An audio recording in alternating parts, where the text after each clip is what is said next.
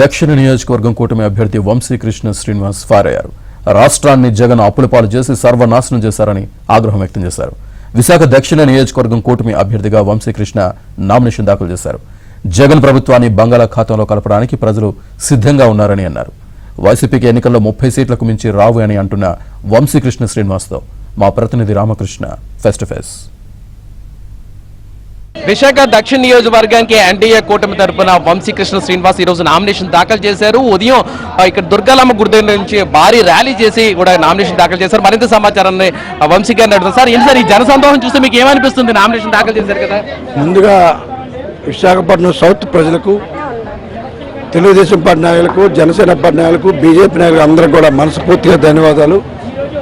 Psycho Jagan మీద ఉన్నటువంటి వ్యతిరేకత ఏదైతే ఉందో ప్రజలు ప్రతి ఇంటి నుంచి ఒకరు రావడం జరిగింది. ఈ రాష్ట్రాన్ని అభివృద్ధి చేసుకోవాలి, విశాఖపట్నాన్ని అభివృద్ధి చేసుకోవాలి, ముఖ్యంగా యువతకి ఎంప్లాయ్మెంట్ ఇవ్వాలి, ఈ ప్రాంతాన్ని డెవలప్ చేసుకోవాలని ఒక కసితో ఇవాళ ప్రజలు ఉన్నారు. కాబట్టి ఇంతమంది జనాలు తరలి వచ్చారు. ముఖ్యంగా పోలవరం లేదు, ఎయిర్పోర్ట్ లేదు, వెలుగొండ లేదు, ఈ రాష్ట్రాన్ని సర్వనాశనం చేసి అప్పుల పాలు చేశారు. కాబట్టి ఇవాళ రాష్ట్ర ప్రజలందరూ కూడా ఒకటే కోరిక, జగన్మోహన్ రెడ్డి గారి ప్రభుత్వాన్ని బంగాళాఖాతంలో కలిపితే కానీ ఈ రాష్ట్రం బాగుపడదు, యువతకు ఎంప్లాయ్మెంట్ రాదు, ఈ రాష్ట్రం అభివృద్ధి జరగాల, ప్రజల అభివృద్ధి జరగాలని కోరుకుంటా ఉన్నారు. సుత్తుగా ఓడించడానికి ఇది ఒకటే నిదర్శనం.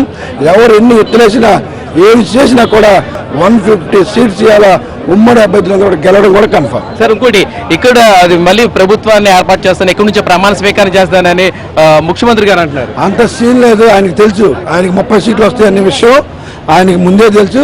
అందుకే వై నాట్ 175 డైలాగులు స్టార్ట్ అయినాయి.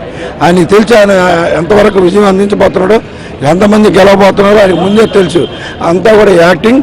ఎట్టి పరిస్థితుల్లో కూడా 30 సీట్ల దాటి ఒక సీటు కూడా రద్దు చేస్తాం. సార్ విశాఖ పరిపాలన రాజధాని చేస్తాం, 3 రాజధానులు అంటారు కదా, దాన్ని ఎలా చూస్తారు మీరు? అసలు రాజధాని ఉంటే కదా 3 రాజధానులు చేయడానికి. ఎక్కడన్నా కనీసం ఒక మట్టి ఒక షెడ్ నిర్మిస్తే కదా రాజధాని అనే పేరు చెప్పుకోవడానికి.